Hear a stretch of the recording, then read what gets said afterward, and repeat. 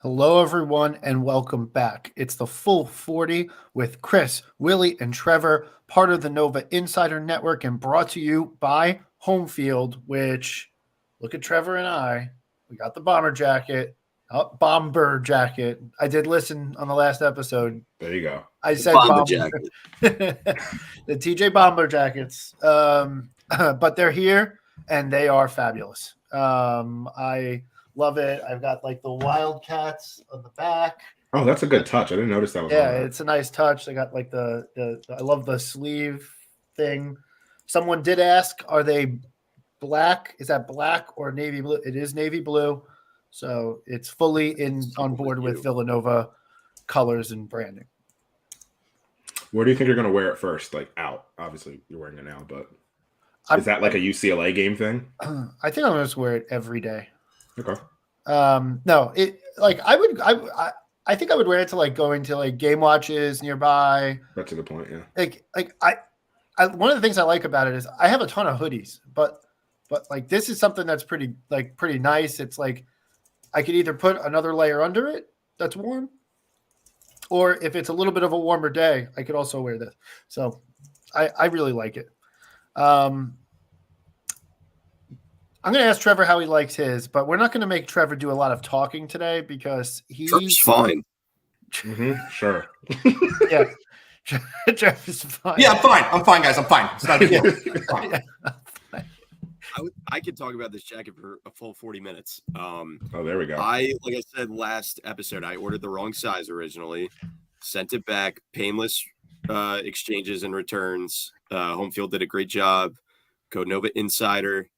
I can't wait to wear it out. My friend wore his to the Nova UDEL game yesterday. Got a lot of compliments. That went well. It did go well. Yeah, champions, maybe. They scored a lot of points, which is something that the basketball team struggled to do, at least in the second half. But that's what we're here to talk about. Yeah, that's a good transition. So Trevor mentioned the Nova Insider home field code.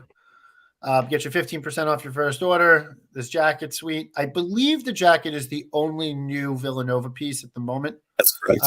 But I do believe that there is potentially more to come. And they're going to start running a deal. I believe the email said starting on Black Friday, there's going to be some deals throughout the holidays for like a 20% off deal. So just stay tuned for that. We'll post it on Twitter and our socials.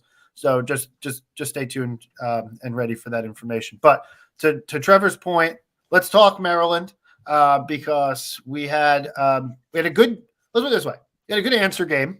We won the game. We said we needed to win that game. It was a must win, mission accomplished, right? And yet somehow that game gave us a lot to talk about. Not the least of which is how absolutely fucking horrible Maryland is. Like they might have been one of the worst teams it might be the worst team we played all year, but they were truly atrocious on Friday night. And it's funny because I was talking to some Seton Hall fans before the game and I was like, oh man, we really need this one, whatever. And they're like, no. Trevor Willard always shits his pants at the fucking pavilion. So you guys are going to be totally fine. I'm glad I corrected myself. So am I. I've always performed at the pavilion. So he said Willard always shits his pants, and he was useless. He actually didn't show a lot of personality on the sidelines, probably because his team was getting absolutely leveled. But a lot to talk about that from that game, and I think we can start with we can and should start with the opening minutes of that game, the first half, where I mean we threw a haymaker out the gate and pretty much won the fight within the first 5 minutes of that ball game. Yeah, it was good we built that early lead because second half we forgot how to score.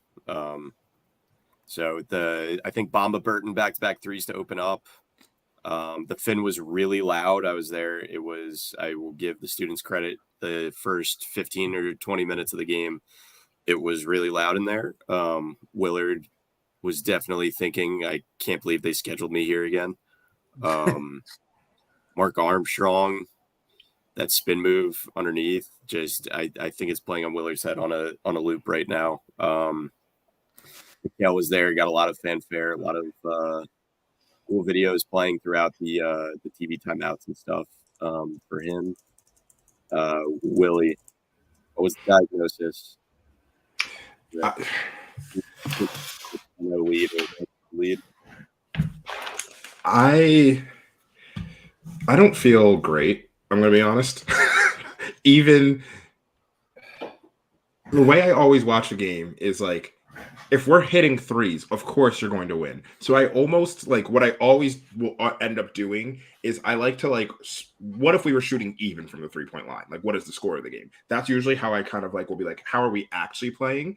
Because there's a level of variance to where like, okay, we started I think 6 for 11, which like is good. It's not like absurd, but it's really good. And I took our hot start just to be as like we were just hitting threes, which like. Is that the formula to hot starts continually throughout? Like, is that replicatable, scalable? Like, is that the formula that we can do throughout the entire season? Because if that's what we depend on, cool, we're going to have days like this where we just jump on a team. And then we're going to also have games where we get to the slow starts. So, like, I watched that game, and this is going to be my takeaway from everything. Like, I am actually more pessimistic after the win, like almost long term than I am than I was last week, because I did not see anything that I was like, we changed anything that made it like that we were making an adjustment. We just hit our shots. And I know it sounds stupid, but like the way to be a good team isn't just be like, we just need to hit our shots. Like that can't be the game plan.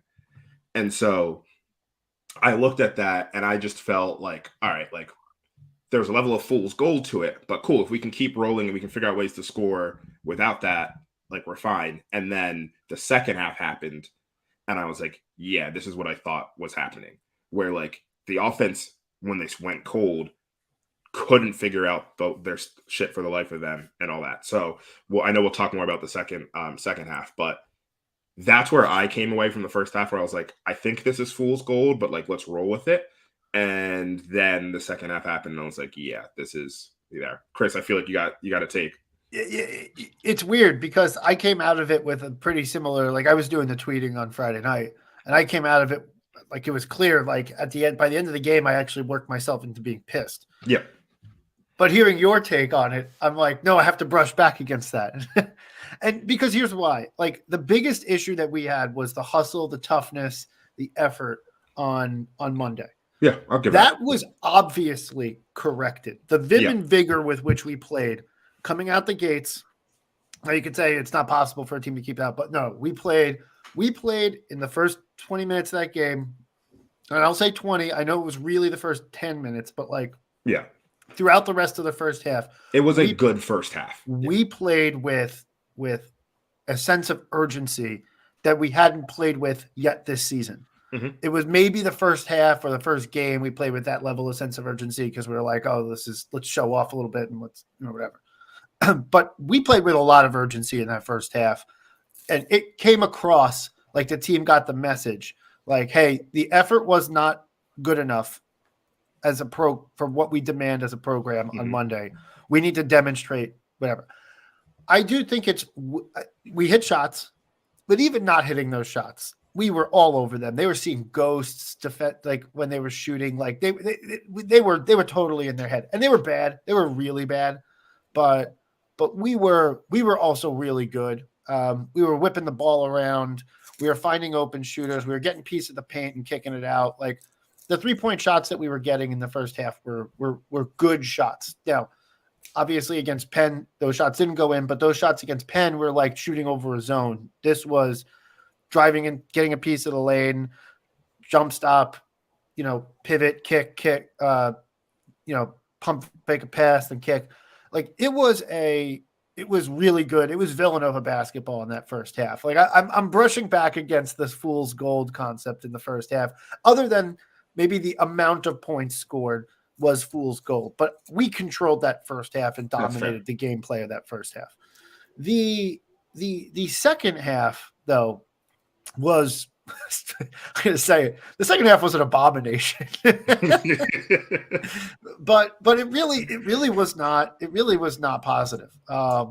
And I'm willing to attribute some of that to we were up so big, the game was clearly in hand, right? Like you take your foot off the gas and then you try and make some highlight plays and whatever. And I get some of that. Yeah. I guess where my frustration comes in, and it's a little bit more at the coaching level and maybe the older guys' leadership of the team level, the Eric Justin, I'll even throw Bamba Burton in there because of their age and experience level, Hart, is that like fun, happy-go-lucky, whatever. There's two different things. There's two different things. One, that's not what the program's about. Two, it's not how you should play if you're trying to stay sharp and continue to work on your game. And three, I'm genuinely kind of upset with just like the coaching because when you start to see your players go that way, that's when you like, I hate to say it, you're up big, but you call timeout and you give them an ear lashing, right? Like I felt like watching that game, I was more upset than the coaching staff was watching the game. It was just like, oh, we'll just let it play and whatever. And maybe it was literally like, hey guys, like we got this in hand. Like maybe Willard winked at Neptune and said, I'm just trying to get these guys back, whatever. I don't know. But I think it like in those games, like you kind of, it sounds crazy, but like we had an opportunity to win that game by 25-30. And as crazy as it sounds, getting to like 65, 70 points in that game, which is where it absolutely should have been based on a 39 or 38 point first half, and keeping them under 40 points should have been the goal of that game, because it all works into advanced metrics, and it all works into our net. It works into our KenPom. It impacts all of that stuff. So even if you're willing to say, okay, give a little bit in because of just the way the game played out and whatever was clearly in hand, they had kind of given up and throw the towel, whatever it may be, you kind of have to keep your foot on the gas because of how this all works. Like for postseason seeding and whatever, like you kind of have to do that. So look, I've taken a step back off of where I was on Friday night, which is I'm legitimately pissed off, but at the same time, I'm not happy because I feel like that's the level of focus and attention to detail that needs to be had, because there's going to become a game. There's going to come a time where we're going to be playing somebody and we're going to be up 15 in the first half. And if we demonstrate that level of that lack of focus, turn the ball over because we're careless with the ball, make stupid mistakes, get hung up on a press that really wasn't very good, we're going to lose a big lead, and that's going to have an impact on the season.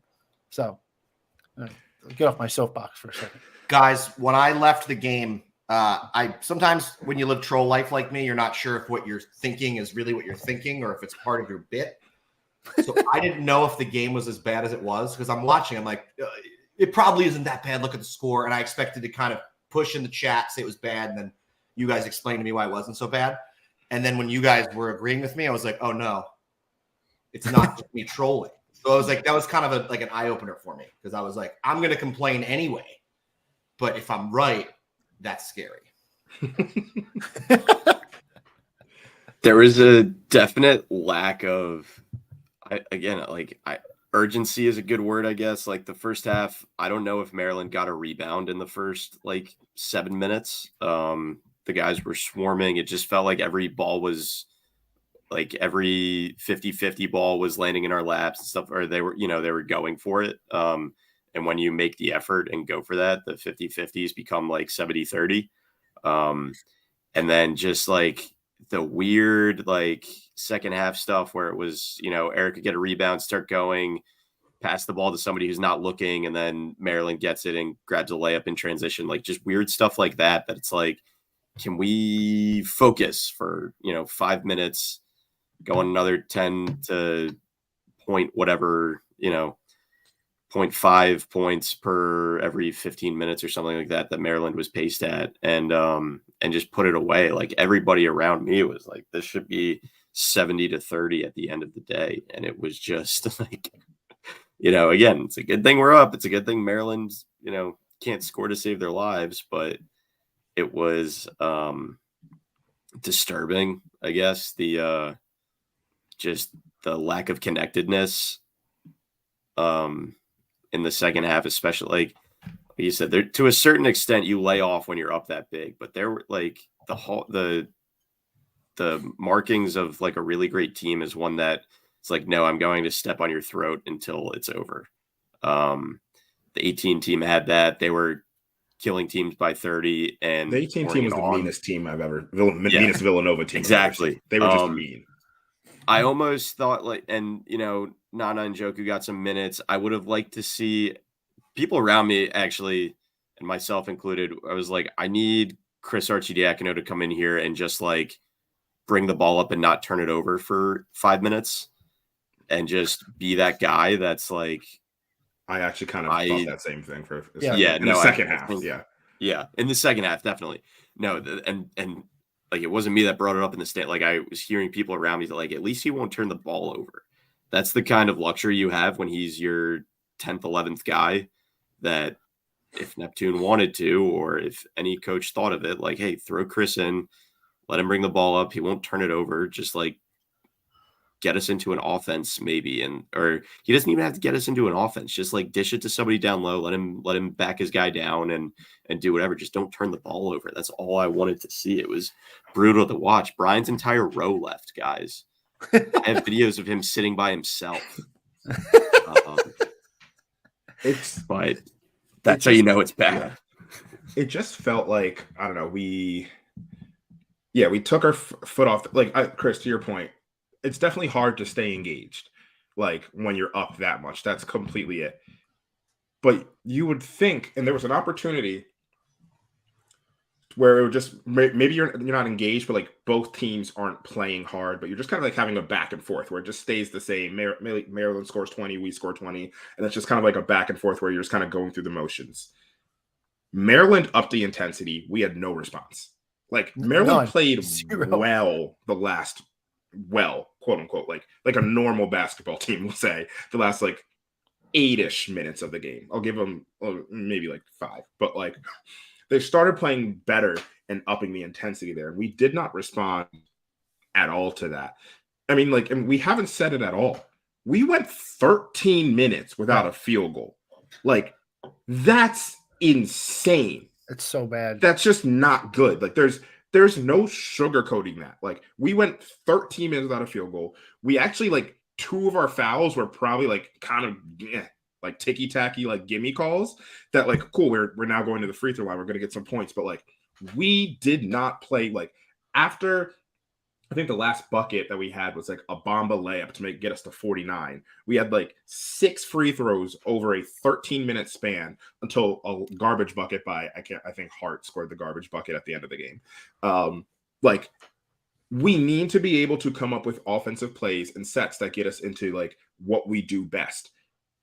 Something that's weird is, I have Synergy pulled up right now. Our go-tos, I would say, is typically Villanova teams, where it's spotting up and shooting and like passing the ball around, finding a good person, or finding a mismatch, posting up. I get it that Maryland didn't have a lot of mismatches, but like Jameer Young is 6'1". If you were to guess how many post-ups we've done this season, what would you say that number is? It's funny because I think our first bucket of the season was a Justin Moore post-up. Yep. And then since then, it's been pretty rare. We've done 15 post-ups of all possessions. Like, we've had 109 spot-up shots. We've had like 49 that end in a pick and roll. We've done 15 post-ups, with I think 7 of them being Eric and 4 being Justin. And I think 12 of them were in the first game. Yeah, like if I broke this down by game, I'm sure I could figure that out. I'm sure most of them are in the first game. Let's see if I can do that. But it's kind of wild that like this is, and I get it, looking for different ways, but I feel like that's a fail-safe. Like, all right, we find our mismatch, we'll dig with Justin. They'll either send someone, which in theory then we're making a pass pass, kick, and then there's an open three for someone, if not the immediate person, or you just get Eric in there. But like Eric was there again, like today, like or during the Maryland game. I didn't think he was like anything special. It was wasn't a as step bad in the as- right direction. Yeah, it was a step in the right direction. Yeah. But I'm just like, what is our play to get an easy bucket that's not hope we hit a 3-pointer? And that's where I think Mark's growth will be huge, because Mark being able to get in the lane and do all that will like create more. But that's where I want, like, that's a challenge for Justin, that because like Justin needs to be the go-to person, and just like, how do I just, Justin is arguably the strongest guard in college basketball, wing, whatever you want to call him. And just like, how do I just use my strength and get in there and get a bucket? And then, yeah, maybe I get fouled, but like, it's a different kind of foul because I'm putting rim pressure on, which we weren't doing at all the end of the game. And like, yeah, so there's, I don't know. It was 13 minutes. That's what I'm going to keep going back to. Bless you. Yeah. We got Chris is just sneezing. We can I'm see it dying coming. here. Yeah. I'm literally like, this game's killed me. No. Look, maybe like transitioning off the game a little bit, some early narratives. And I came up in my mind because you guys were talking about Chris Arcidiacono coming in. And one of my frustrations for the Penn game that we didn't bring up was Chris actually got in at the back end of the first half and like immediately caused some problems. Like he got in and he fouled immediately on an N1. Yep. An early narrative for me is Kyle Neptune's rotations. People have been bringing it up on Twitter, but I think it's actually starting to mold into a little bit of a narrative here. First of all, he subs two guys in at like the 17-minute mark every game. It's like 2 minutes or 2.5 to 3 minutes in every game. At least two guys. Sometimes it's three. Right. At least two guys in the game right then and there, which is like, look, I get it. Villanova, in our mind, we got 6-7 starters. Like, so you want to get guys in, you want to get them into the game flow, etc. Neptune really a believer. This was true last year too, of like subbing some guys in that aren't your top level guys to give your top level guys a blow with a minute left before a TV timeout. He loves to he likes to cheat the TV timeout. So that's like one of the things that he does. But I'm getting a little bit like, I don't think he's helping the team establish a flow. He is trying to feel out what he's got, but I don't think he's letting the team establish a flow in terms of who's out there, how that team performs together. I'm hopeful. I've kind of written it off as a we're going to get there eventually, and he's got to early on in the season see what he has. But we have a big round of games coming up in the next couple weeks, and you kind of want to have a sense of your lineup here. Now, I get it. You want to get Longino in pretty early. Longino's been a very bright spot early on in the season, in my view. Hakeem Hart is legitimately probably a starter level player. I think he's added more value to the team than Mark has. Like, Mark did play well on Friday. But so you want to get those two in particular, and those two are the first ones off the bench, and you want to get them in early, get them feel into the game, and et cetera. But I just don't feel like we're helping the team on the floor get in there. And then to the point that you brought up for Chris, I feel like he's not putting the team in position to be successful. Like, that Chris Arcidiacono sub is exactly what he should have been doing there. Like, okay, I'm yanking this guy who's playing too fast and loose with it right now. I'm putting Arch in slowly and surely so that we can get back into what we do. And it's an early narrative for me on this season is that Kyle's got to start to figure out, and he's got to put the pieces around like how he's going to do his substitutions and who his guys are and who he's rolling with. That was an issue last year. I'm glad you mentioned it, just because it always felt like he was kind of like, it's been 4 minutes. Let me get these 3 guys in. And it's always multiple subs. I don't know enough about the theory of all this to be like, oh no, you shouldn't pull 4 guys at once under normal circumstances and do all that. Yeah. But it's just always kind of odd. Like, you feel like you gotta let them burn a little bit off the start at least. And then just like, it's predictable to the point we're sitting there, us in the crowd in the stands are like, oh, yep, it must be 17 minutes left. There's 4 guys standing up and walking over to the scorer's table. Like, I just don't always get it. That was an issue that a lot of us voiced last year too, that we were just uncomfortable or felt like we weren't setting ourselves up for success. He's a big believer in that TV timeout, get an extra 8 seconds or whatever.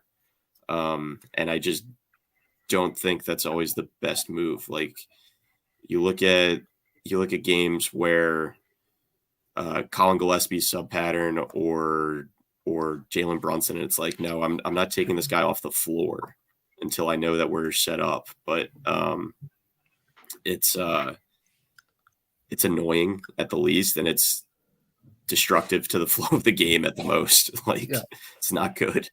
What's interesting is I started this year, and like I think this is where I kind of gonna push back. I started this year being proud of his like substitution pattern, so we were going 9 deep, and I think this is kind of the like downside of actually going 9 deep. Of like, how else do you get 9 players into the game? Like, I think Kyle's trying to figure that out. We've never actually been where like legitimately every single game we have 9 players playing. Like, to it doesn't matter who the opponent is. Hausen, Ware, Longino, and Hart will be on the floor. Like, whether it's for like 3 minutes or whether it's for 19, which like Hausen's been playing, which gets a whole other thing because his shot hasn't been that great this year.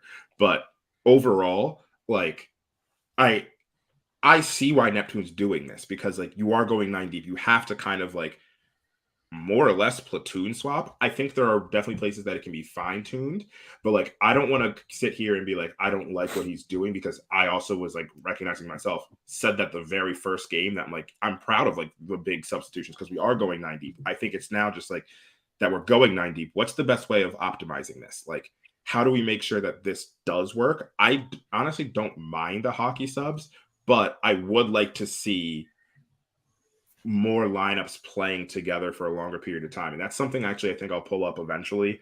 I won't be able to do it like on the fly, but like what are our lineup breakdowns have looked like and how many minutes have they played together? Because I want to be able to like, I just want to be able to see like what's been working and where the success is in terms of different lineup combinations, but then also how Kyle's been going into things with it. So like, I definitely see the like put the issue here. I'm also like, this is kind of going to be the growing pain of actually going 9 deep with a second year or a third year head coach who like needs to figure out what it is. The under right, like the minute before the under timeout, like I get it in theory, but a lot of times it's like just take the under timeout and just like let them roll and on it, or just like bench them for the first minute after the under timeout and then however you want to do it. But there's still like 1, substitution flow things that he needs to figure out, and then 2, just like more of like controlling it, and which I think is where what we're all kind of getting at is that controlling of it and knowing the right time to make the right decision with it, which makes sense. It's his 3rd year, but like the Penn game, Chris Arch wasn't needed. Correct. Like, right. He wasn't needed there. That wasn't going to solve anything, especially because it was a defensive possession. It was just like, that's not what we needed from Chris Arch right there. The Maryland game, second half, Chris Arch could have been used to just like kind of stabilize things and hopefully get us into a set where we're able to like, I don't know, score a basket. So there's things he needs to like work on, like pressing the right buttons, but I think he has the controls set up the right way, is the way I'll describe it. Yeah. Sometimes it's just like, look, I get it. He's a younger coach. Like, I don't expect the world. I don't expect Hall of Fame performance out of Kyle Neptune, right? Like, sometimes his substitutions, you're talking about pressing buttons, and I'm thinking of like my toddler on a keyboard, just like, that's what sometimes it comes across. Like, fuck it, these four guys, you go. And it doesn't seem to have that rhyme or reason that I think we're looking for. I'm willing to give some time on that because it is early season, right? Like even in Jay Wright's years where he had depth and he ultimately got to a hilariously level of non-depth by the end of the season, even in November there, he was still figuring out and tinkering with his lineups, etc. Until he got to about the Christmas time, where he got to like towards conference play, he was really like settling into a lineup of like 7, 8 guys, 8.5 at most. I think that's where he kind of needs to get to. Even as deep as we are, I think he kind of needs to get there.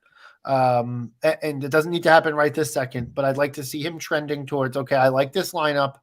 We can start to look at you can start to look at the advanced metrics. I bet there's already data out there that's starting to develop around like who's your death lineup, what lineup just scores a ton of points, what lineup is your defensive lineup, what lineup is your free throw lineup. Like, this is the type of thing, your ball handling lineup. Like, there's probably a good enough data out there, and he probably has a good sense of this already. And I just like to start to see that, especially as we enter the Turkey tournament this week, where we got a hard slate of games. This is actually probably the ceiling is lower than it was in Atlantis. I mean, than it was at PK 85 last year, but the floor is higher. Yep. In the Atlantis tournament. So like 0-3 is on the table this week. Like I think 3-0 is on the table. So obviously the full suite of potentialities is on the table, but like realistically, like this team, this is going to be a tough weekend. And to get to that, look, I think you gotta expect at least one win. But if you're going to get to 2 or 3 wins, like it's going to be on the basis of like making some good substitutions, making some good personnel choices in key moments of the game. Yeah, no, I completely agree. I mean, with that, should we transition to talk about Texas Tech and the battle for Atlantis? Yeah, I think that's so. Overall, like, I mean, obviously, just to give everyone like who isn't aware the overarching view of the battle for Atlantis, I'm going to forget one part of it.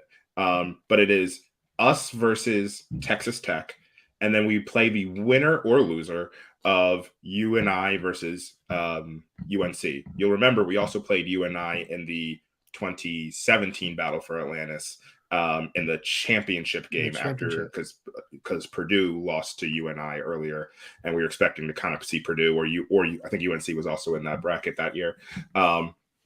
So UNI obviously one of the best mid majors of the last 25 years, so a really strong team.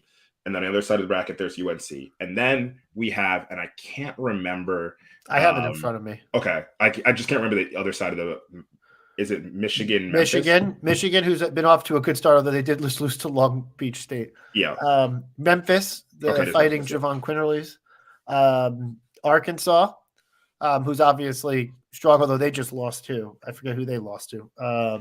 They lost to UNC Greensboro. That's right. Like, I don't know. This early college basketball season is a little bit. A lot of funky things going on. It's a lot. It's very weird so far. And then Stanford, who has not been good of late, but I think is actually off to a decent enough start this year. So they're 3-1. Jared Bynum's over there, if you guys remember Jared Bynum. Yeah. So, yeah. So that's where he ended up. Oh my God. Trevor. Geez. That's crazy. Is that me? All right. I think it's Trevor. Gotta be me. I don't hear anything. So, bro, you're playing a fire alarm recording on your phone. I know it. Yeah, I think Trevor's over. Out. He got in at 7 a.m. last night. Guys, it's just a mess over there. It's just a mess.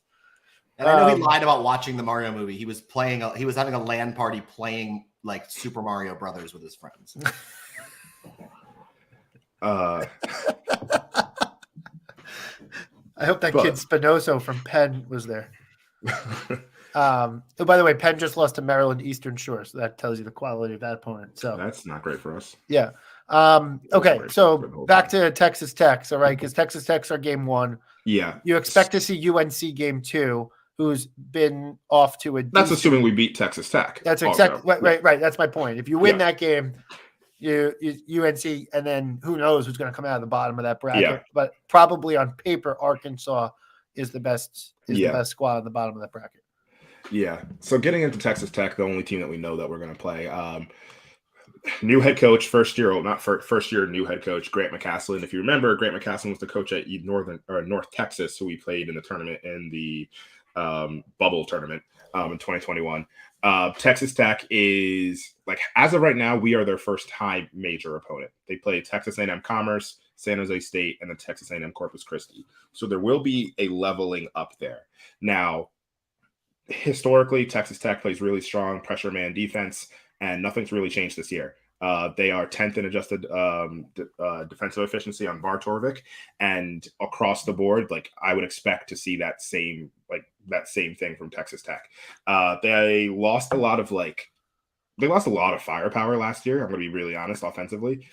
Kevin O'Banner left. Davion Harmon left, and there's just Daniel Bacho, who's like a really great center for them, backup center.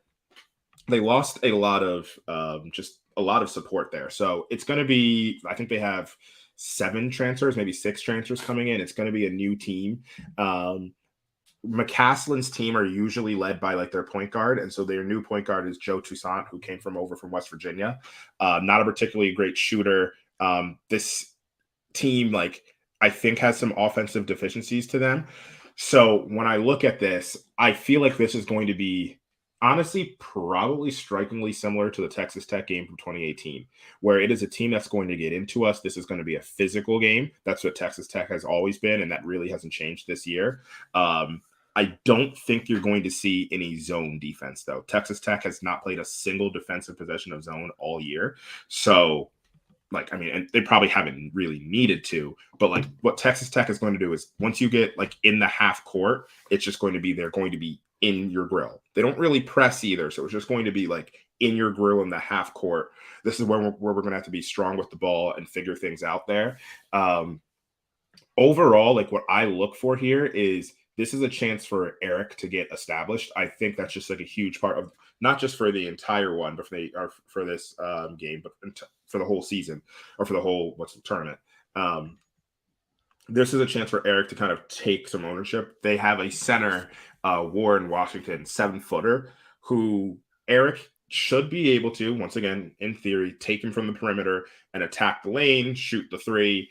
We have the ability to like create mismatches against them, especially like they have some size, but their guards are smaller. So there's a chance to, once again, talk about getting into post ups. We can post up on people like Toussaint, who's only 6 foot.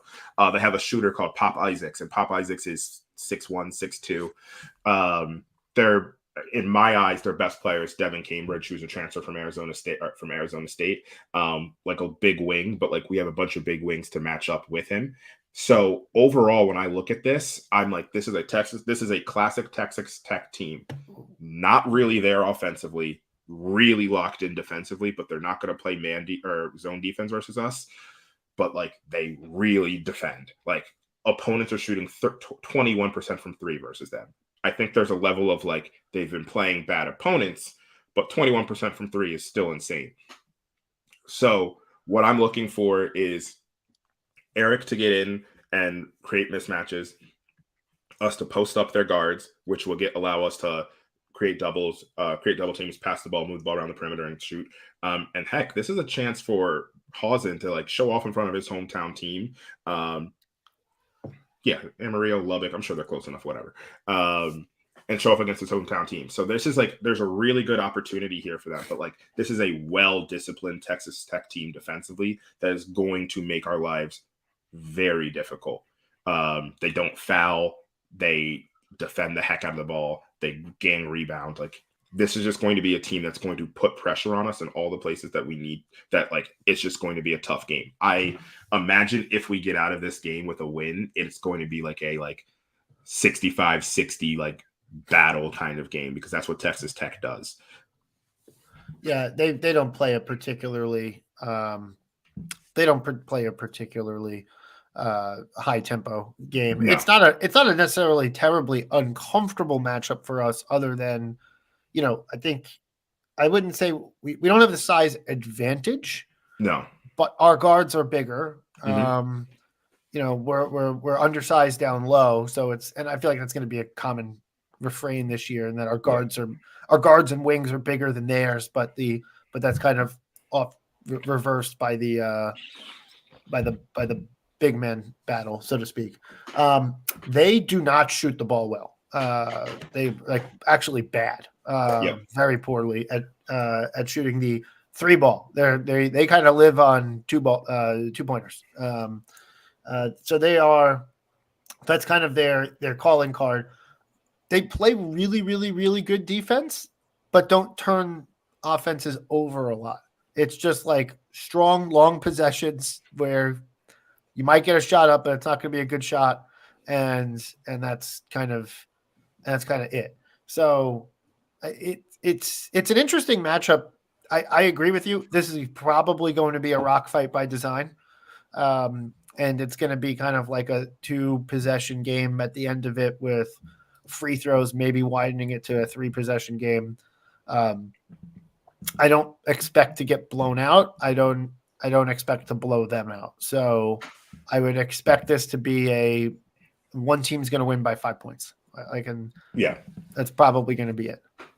Producer's note for Willie here. Amarillo, Texas is 2 hours away from Lubbock. So I think relatively that's close. And yeah, Texas terms, that's like a trip. What I was going to say is it's 10 hours from Houston. Amarillo to Houston's 10 hours. It's also 10 hours to Tucson. So okay, just giving everybody a visual map there. So well done. I thought I was going to be able to call you out there, but I think I knew Texas. I know Lubbock was like northern Texas. I knew Amarillo was like northern-ish Texas. So it's Amarillo. Amarillo. There's also Rio Grande, Texas, which is probably 16 hours away. It's down on the Gulf. On the Rio Grande. Thanks, Brian.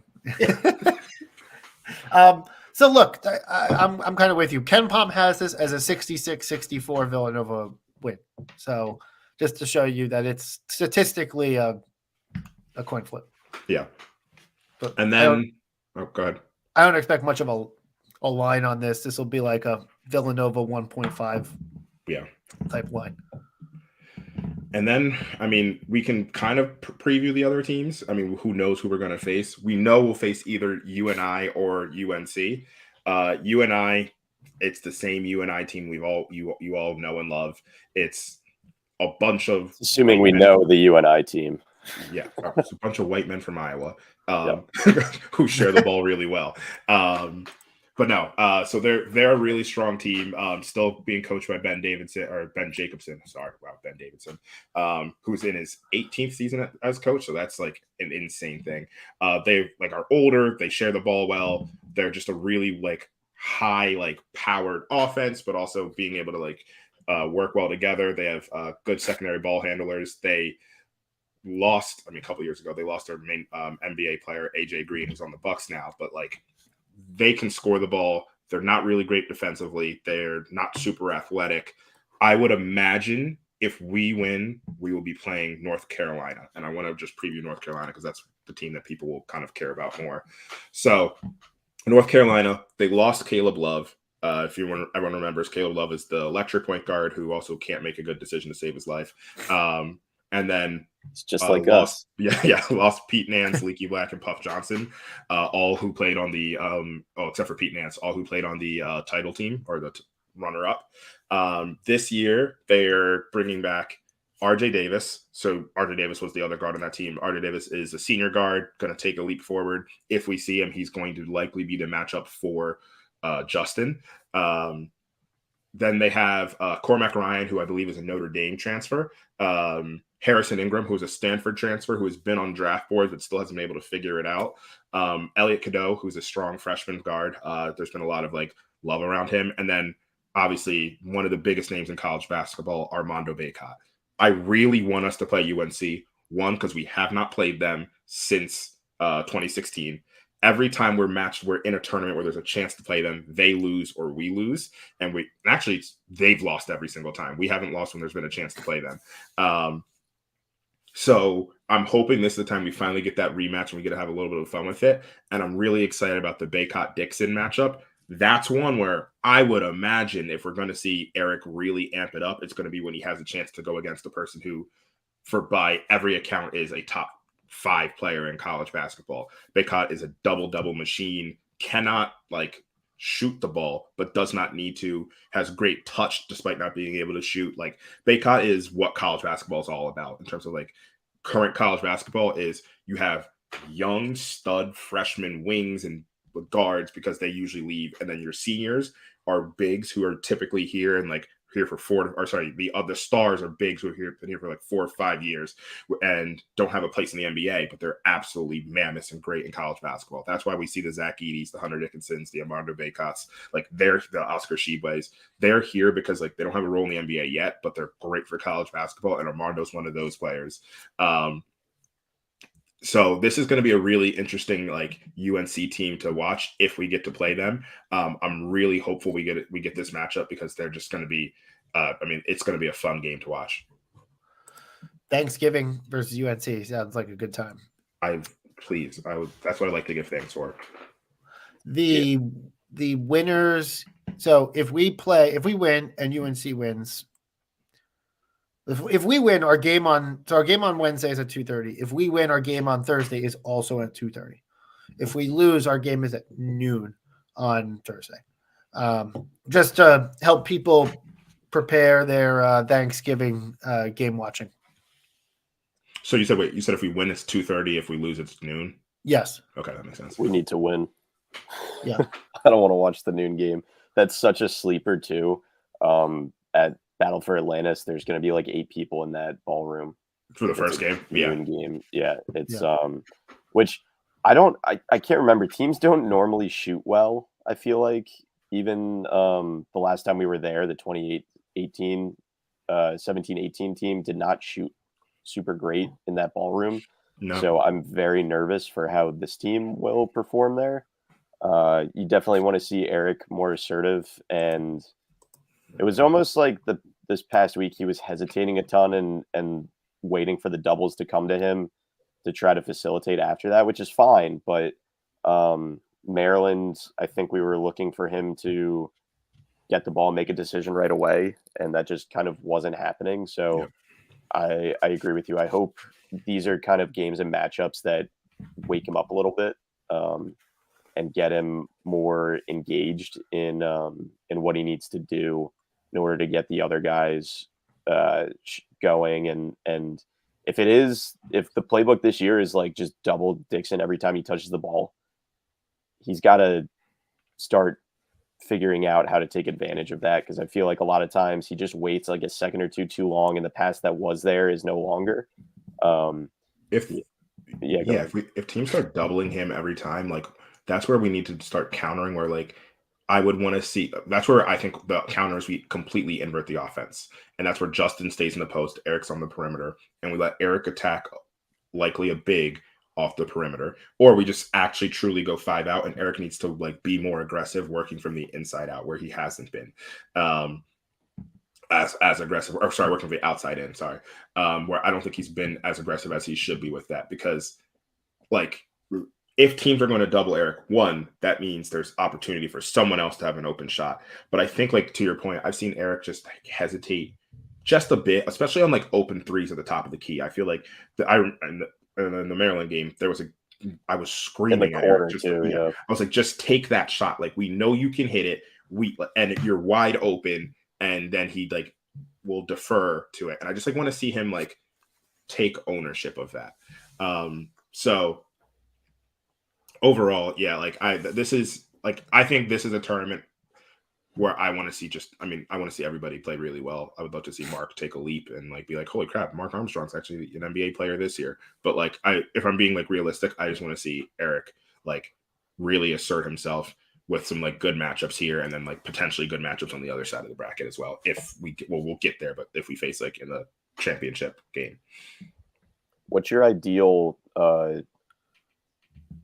second and third opponent? Like I know you said UNC, and then who would you want to play for a potential final or a consolation game? Honestly, I think I would. Well, for the narrative, playing Javon Quinterly would be just amazing. Like playing Memphis would be absolutely. I think amazing. we're all on the same page. For that. But I would want to see Arkansas, because you want to talk about two. Arkansas is the better team. Yeah. If you want to talk about two completely different styles. Like it'll be us being slow and methodical, and Arkansas just balls to the wall, running everywhere, getting in transition, like gonna be taking off his shirt, like pounding his chest. Like I love it. And like they have like another, they have not Tremont Mark, well they have Tremont Mark, but Trayvon Brazil, who tore his ACL, who's another really good big that I would really like to see that matchup. So Arkansas would be the one that I want to see.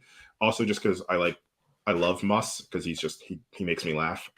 Despite being he's a very, very small man. I don't know if any of you guys have ever seen him in person. He's tiny, which throws me off. Eric Musselman is what I believe that Rob Dormish would be like as a basketball coach. Honestly, I could see that.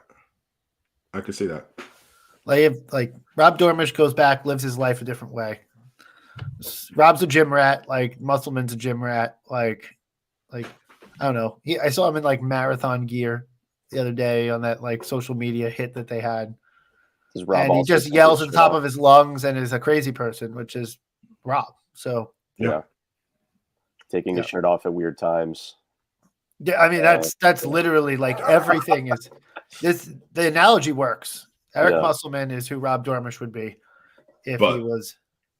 Most importantly, man, we kind of need the Javon Quinterly comeback. Like we need to see him on his way. Yeah, and it's not like out of spite or malice. No, I have nothing but good feelings for him. Honestly. Yeah, I'm glad that he had his time and had an opportunity to play at a high level at Alabama, and I felt kind of bad that Nate Oates was like, "Oh, that's great that you're coming back to college basketball, just not here." Yeah, kind of thing. Like he kind of retooled the lineup with or without Quinterly in mind, and then I was, good that he found a place in Memphis. It would be fun for that matchup to happen again. I also think it would be a good matchup to watch him and Mark just empty the court and have him and Mark play one-on-one. Yeah, that's it. In the second half of the game, like everybody else can stand on the sidelines or maybe rebound, but just like let Javon and Mark just go at each other, just like battle of New Jersey guards. That'd be really with fun. A similar, I haven't watched much of Javon recently. Like I don't know how he is with his first step and everything after he had an ACL or meniscus. I think it was an ACL. I think it was ACL, but so I don't know if his quickness and first step is what it was the last time I saw him play, but I think it would be an interesting matchup, and I hope, like you said, Arkansas would be the better game. And if we could win, like obviously better for our net and for future purposes, but I don't think you can really lose with that third game potential matchup. Like it's either going to be Quinterly or a crazy person that could have been Rob. Yeah. Or Nate Oates is just looking for shooters, though. That's kind of the issue. Oh, God. Jesus Christ. Oh my God. That's a good one. People don't forget. Yeah. People don't forget. Yeah. Okay. So that seems like a pretty good. That about does it on Battlefield Atlanta. So before we wrap up here, it is Thanksgiving week. So thought we could do a little mini Thanksgiving segment and called "What Are You Thankful For?" Based on how we recap that Maryland game, maybe not a whole lot, but I think it'd be good. I mean, I don't want to be too negative, so I think it's important that we are that we talk about what we are thankful for. So I'll go first. I am very thankful for the very large contributions to our name, image, and likeness fund. But in addition to that, I am thankful for TJ Bamba and Tyler Burton, who I think have both been just as advertised so far early this season. I would say Burton a little bit is coming on a little bit more slow, but Burton had a hell of a game against Maryland. And Bamba's just like a guy who looks like he could have been at Villanova forever. Yeah. Right? Yeah. He's just like a Villanova guy. Like, and not to say Burton's not, and not to say Hart's not, and not to say Lance Ware is not. I like all of them, but Bamba is the one who sticks out to me as like, he could have played on like any of our teams over the last 10 years. You want to go, Willie? I'll close things up. Yeah. Well, for me, it's like twofold. One, I am thankful that yesterday Dante DiVincenzo had his career high and had a career game. Just love to see it. Very happy and thankful for that. Love to see when our baby boys are doing well in the NBA. And then other thing, like this is just honestly, I'm going to kind of take it like kind of a serious route. I'm thankful for all these listeners and everyone that chooses to listen to us all the time. Like I've had, this year kind of be my second year on the pod. It's just been like incredibly fun thus far. And like, I mean, the season is whatever, but just like the recording the pod with you all, but also just the listeners and the engagement. There's a lot of Nova podcasts out there in the landscape, and everyone who chooses to like listen to us as well as any of those other pods. Like, I'm just thankful. It's like really great to be a part of this community. So yeah, that's one thing I'm thankful for, just to like take it seriously for a second, but also I'm very, very serious about how thankful I am for Dante as well. So whatever. Yeah, I have some serious ones, some not so serious ones. I'm glad. It always annoyed me when people would complain about the coaches wearing like the athletic wear on the sidelines. Like I'm thankful Neptune just went with the suits and stuck with it. Nobody's talking about it now, which is, I know I'm doing a disservice by talking about it right now, but I'm just happy it's not a conversation anymore. I am thankful that Justin and Eric decided to come back, that we were able to bring in the transfers that we did. I am thankful for Mark's first step. He put that guy in an absolute blender on Friday, which was. Is that the Shaq Fit Man play? It's not like I was thinking like it's not like your typical, but like he had that kid on skates and Willard asked them to turn it off. That was the highlight that was on a loop in the media room post game. I know this because of Tommy Scoops. And Willard actually asked them if they could turn the TV off in the background so that he didn't have to keep watching it. So I love that. Again, yeah, to echo what Willie said, I'm thankful for the listeners. Joining something like this and engaging with this community was something I was not engaging with the community so much, but joining something like this, I was a little nervous at the time, and just nothing but, except from Brian, nothing but positive comments and interactions with people so far. It's always funny to me how many people are concerned for my well-being on a morning of a game day. If I don't tweet something by 7 a.m., cut me some slack. You don't have to make them yourselves. I will send the tweet. I always draft it the night before. It's just a matter of waking up and sending it. Like some days, just schedule tweet, man. Yeah, what do you? It's not unique if I schedule it. That's just the computer's taking over for me. I will send the tweet. You do not have to worry about me not sending the tweet. I got a lot of concern because I waited until like 8:30 on Friday. And at what point is it fair to what's panic time? Yeah, where do I panic?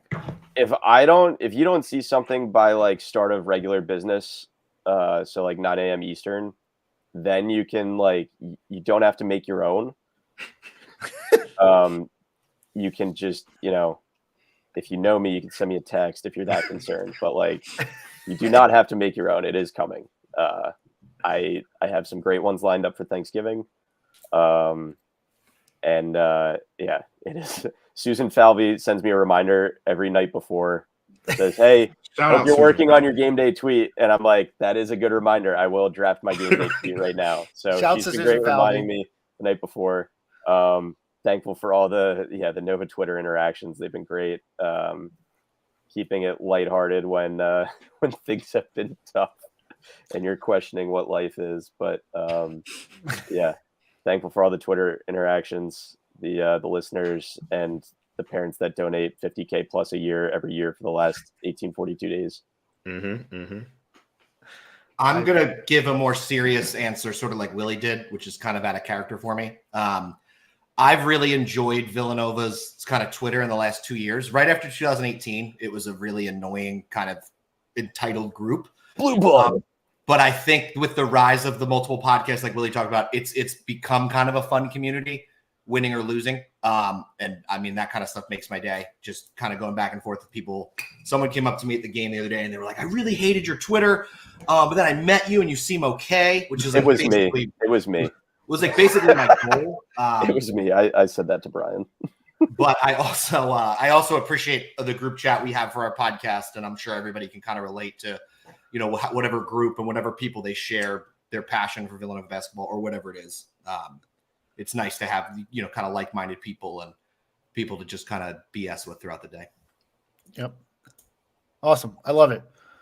That's all we got. So we'll be back at the end of this week to recap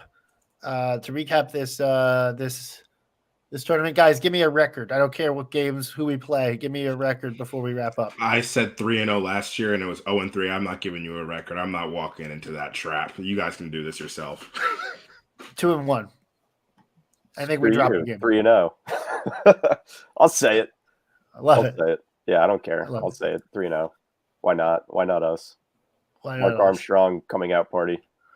I love it. That'd be great. This is, but it's an important week. If we can get a couple more wins to pad the record, so to speak, it definitely sets up the rest of the out of conference season with a little bit of confidence, and we can get into the Big East season going well.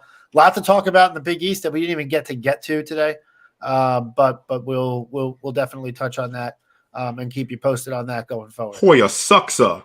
Yeah. I love that, Willie. Providence College boxing team. Yeah.